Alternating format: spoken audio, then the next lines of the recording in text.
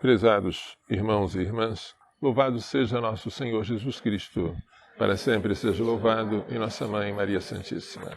O livrinho de Ruth conta a história de uma mulher chamada Noemi, que era de Belém e emigrou para o país de Moabe, porque em Belém havia fome. Emigrou junto com seu marido e seus 2 filhos. O marido morreu, os 2 filhos se casaram com 2 mulheres moabitas, uma delas chamada Orfa e a outra Ruth, mas os 2 também morreram. Então ficou apenas Noemi com suas 2 noras, Orfa e Ruth. Souberam da notícia de que o Senhor havia abençoado a cidade de Belém e que havia agora alimento. Então Noemi se propôs a voltar para sua terra. Mas as 2 noras dela, que eram moabitas, a primeira, Orfa, se despediu da sogra e ficou em Moabe. A segunda, Ruth, não quis abandonar a sogra de jeito nenhum. Eu irei para onde tu fores. O teu povo será o meu povo, e o teu Deus será o meu Deus. E assim ela foi. Chegou até Belém quando estava na época da colheita da cevada. Mas tanto Noemi como Ruth eram viúvas. E a lei permitia às viúvas que colhessem aquilo que sobrava das uvas. Não se deveria tirar todas as uvas, deveria deixar um pouquinho para o pobre, o órfão e a viúva. E Ruth foi procurar algum lugar onde ela pudesse apanhar o resto. E foi justamente nos campos de Boaz, que era grande amigo do marido de Noemi, Elimeleque. E Boaz tratou-a muito bem, a ponto de ela se admirar. Quem sou eu, uma mulher estrangeira, para que tu faças caso de mim e que eu possa encontrar graças aos teus olhos? E Boaz respondeu: contaram-me o que fizeste por tua sogra, Noemi, depois da morte de teu marido, como deixaste teus pais e a terra onde nascestes, e vieste para um povo que antes não conhecia. Então, o que foi meritório em Ruth foi a sua caridade para com a sogra, que ela tratou como se fosse uma mãe, e a sua decisão de acompanhar a sogra até o país que não era dela. Por causa disso, Boaz acabou casando-se com Ruth, e nasceu um filho chamado Obed, do qual Noemi se tornou ama. Noemi não tinha filhos, mas como uma nora dela teve filhos, ela tratou aquele filho como se fosse dela. Por isso disseram: nasceu um filho a Noemi. Ora, esse filho Obed foi pai de Jessé, que por sua vez foi pai de Davi. Então entrou na genealogia de Jesus, filho de Davi, uma mulher estrangeira, Ruth, que foi a bisavó do rei Davi. Tudo isso serve para mostrar que o amor de Deus se estende além das fronteiras de Israel e que a salvação vai até o povo de Moabe, que os judeus odiavam.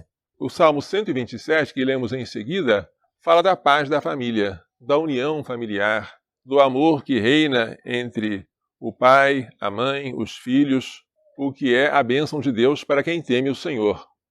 O Evangelho contém uma reprimenda severa aos fariseus e aos mestres da lei que se sentaram na cátedra de Moisés e que ensinam, mas não fazem. Os judeus devem obedecer o que eles falam, mas não devem imitá-los, porque eles amarram pesados fardos nos ombros dos outros, mas eles próprios não querem suportá-los, carregá-los, nem sequer com o dedo. O segundo motivo é que eles são vaidosos. As suas ações eles fazem para serem vistos pelos homens, de modo que o termo do seu culto não é ao próprio Deus, mas é a sua própria vaidade. E o terceiro motivo é que eles gostam de ser servidos em vez de servir. Mas quem se exalta será humilhado, e quem se humilha será exaltado. O maior dentre vós deve ser aquele que serve. Isso acontecia com os mestres da lei daquela época, e pode acontecer conosco. Este pecado é tão perigoso quanto imperceptível.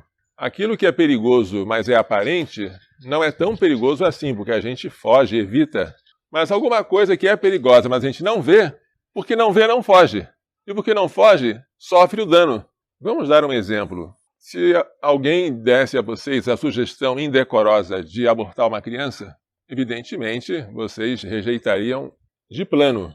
Essa é uma tentação grosseira. O maligno não vai fazer isso. Ele é mais sutil. Matar com armas de fogo ou com faca, espada, é algo que nós repudiamos e não queremos nem pensar. já que nós não podemos, ao menos por enquanto, cair nessa tentação de matar fisicamente alguém, então o maligno nos sugere alguma coisa que também é contra o 5º mandamento, não matarás, mas que se refere à morte moral dos outros. Ouvistes o que foi dito, não matarás. Eu, porém, vos digo, todo aquele que se irritar contra o seu irmão será julgado. Quem disser ao seu irmão cretino será julgado no sinédrio. E quem chamar o seu irmão de louco será julgado na geena do fogo. Palavras muito duras. Jesus disse que peca contra o 5º mandamento aquele que fala para humilhar, para ferir, para que o outro se sinta mal e assim ele próprio que falou se sinta bem. É um pecado de ferir com a língua. Mas se você fere com a língua, antes você já feriu no coração, porque a boca fala aquilo de que o coração está cheio. Causar ferimentos nos outros, humilhando-os, de 1000 maneiras, é um pecado que, em geral, as pessoas não se dão conta, e não se confessam, e não se emendam. E elas têm 1000 motivos para se justificar desse pecado. Eu estou falando só a verdade. Eu não estou falando mentira, mas nem toda a verdade deve ser dita. O padre conhece muita verdade de ouvir confissão, ele não pode revelar nenhuma delas. É verdade que o outro tem tal e tal defeito, mas você não está autorizado a comentá-lo pelo simples prazer de humilhar a pessoa, seja em público ou em particular. Você está com raiva de alguém e você se acha no direito de desabafar essa raiva com um amigo e começa a falar. Dificilmente você vai confessar isso. Parece que foi um extravasamento de algo que precisava ser colocado para fora, até uma necessidade. Você nota que a igreja não está bem. E você logo pensa, o culpado de tudo quem é? Deve ser o meu pároco. Ou então é o meu bispo. Ou então é a CNBB. Ou então é o Papa. Madre Teresa de Calcutá dizia, se eu pudesse mudar alguma coisa na igreja, eu mudaria a mim mesma. Esta frase me assusta, porque quando nós pensamos em mudar alguma coisa na igreja, a última coisa que pensamos mudar é em nós mesmos.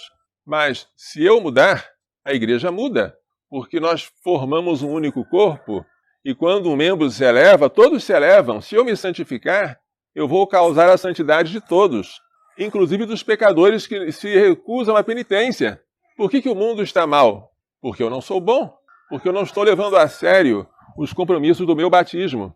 A mesma Madre Teresa, certa vez, teve um contato, um diálogo com o Papa João Paulo II, também santo, 2 santos conversando, e depois da conversa vieram os repórteres perguntar alguma coisa, né? Curiosos. Mas ela, que era muito discreta, não falava nada sobre o que tinha acontecido entre os dois. Então, um dos repórteres teve uma ideia. Madre, por favor, diga-me pelo menos 2 coisas, a partir do que a senhora conversou com o Papa, 2 coisas que devam ser mudadas na igreja. Aí ela respondeu, 2 coisas? Digo sim, eu e você. Assim era a Madre Teresa. Ela, por princípio, não falava mal de ninguém. E quando queriam que ela contasse as coisas que aconteceram nas viagens delas aos países comunistas, aos ditadores, ela era tão silenciosa que causava espanto. Ela não era boba. Dizia ela para o seu confessor, o padre Léo Masburg, padre, eu sei que existe coisas ruins naquelas pessoas, mas eu preferi olhar as coisas boas. Sabe, padre, quando nós condenamos uma pessoa, ficamos sem tempo de amá-la. E hoje em dia é muito comum condenar pensando que está se fazendo algo de bom. Falar mal do próximo já é contra o 5º mandamento, não matar. Mas se você faz isso contra o seu pai ou a sua mãe, é também contra o 4º, honrar pai e mãe. E se esse pai é um pai espiritual, como é o Papa? E se essa mãe for a igreja? Há hoje muitas pessoas que julgam que o seu dever é expor os defeitos do Papa. E que se dedicam a isso. E acham que fazendo isso estão cooperando com a igreja. E tem 1000 motivos. O Papa não está bem, o Papa está falando coisas erradas, o Papa não está de acordo com a tradição, com a ortodoxia. Então, por causa disso, eu vou expor tudo aquilo que eu encontrei, ou acho que encontrei de mal nele, para que os outros vejam como é ruim o nosso Papa. Evidentemente, quem está fazendo isso vai obter dos fiéis o quê? Uma indignação contra o Papa, contra a igreja, que vai acabar fazendo com que eles saiam para uma igreja falsa. Meu pai foi maravilhoso, mas se meu pai tivesse sido bêbado, eu não gostaria de publicar essa notícia. meu pai é bêbado. E se durante a embriaguez meu pai falasse coisas inconvenientes, eu não divulgaria essas palavras faladas na embriaguez para os outros. Isso é respeito pelo pai. Haverá o tempo, disse Jesus, em que aquele que vos matar julgará estar prestando culto a Deus. Mas não é só matar, condenando à morte, pena capital, execução. Haverá o tempo em que aquele que vos matar moralmente, em que falar mal de vós, apóstolos, até o príncipe dos apóstolos, o Papa, julgará estar prestando um culto a Deus. Isso está na Bíblia. Evangelho de São João. Jesus já disse isso. Se nós defendemos a vida, temos que combater todo tipo de homicídio, a começar pelo nosso em nosso coração. Porque diz São João na sua primeira carta, todo aquele que odeia seu irmão é um homicida. E sabeis que nenhum homicida tem a vida eterna dentro de si. Queremos lutar contra o aborto? Ótimo. Não matemos. Não matemos de todas as maneiras, começando pela maneira mais secreta, porque é do coração que nasce tudo de mal, que sai pela boca, pelos atos e até pelas omissões. Esses mestres da lei não enxergavam que eles não estavam prestando culto a Deus, mas a si mesmos, quando faziam estas coisas todas que Jesus reprime como hipocrisia. Nós podemos estar fazendo algo semelhante a eles e não estarmos prestando atenção. Por isso é bom repetir aquela jaculatória: Senhor, que eu veja, que eu enxergue, que eu conheça os meus pecados, mas para eu não me desesperar, que eu conheça também a grandeza da tua misericórdia. Que Maria Santíssima e seu castíssimo esposo São José nos façam entender e pôr em prática as lições desta liturgia. Louvado seja nosso Senhor Jesus Cristo. Para sempre seja louvado, e nossa Mãe Maria Santíssima.